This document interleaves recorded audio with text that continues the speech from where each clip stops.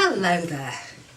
I'd like to talk to you about ways in which you can protect yourself financially. And one of those is by having written agreements with anything connected with money.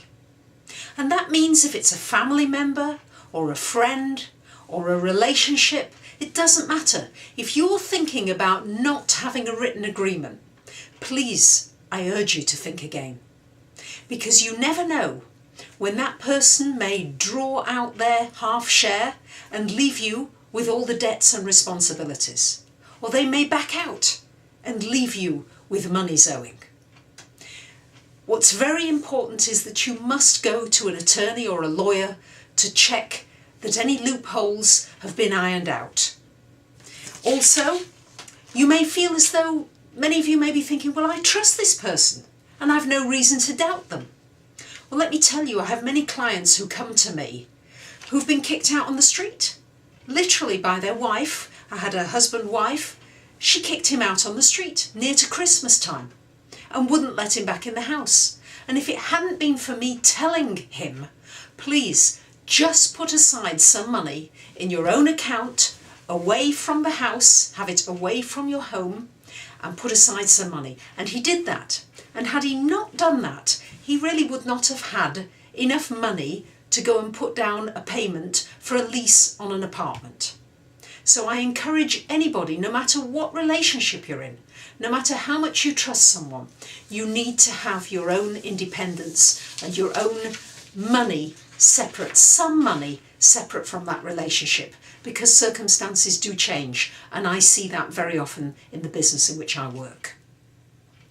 And you just never know. You can be in a romantic relationship with somebody and all of a sudden your partner goes to the bank and draws out all your money and you're left utterly unprotected. So if you're asked to sign anything, even if it's a husband of 20 years, it doesn't matter what it is, you need to understand what you're being asked to sign, and you need somebody to explain to you the fine print. Don't go like a lamb to the slaughter. You really need to understand it. And especially if you are being pushed into signing something quickly, the answer is always no. Never sign something that you're being pushed to do. And if you're asked to sign a lease or a mortgage agreement and you're doing it as a partnership, I see so many people say, right, well, we've got these two incomes and we can afford this and we can afford the expenses and it should be fine. But they're not taking account for the fact that we're in a failing economy.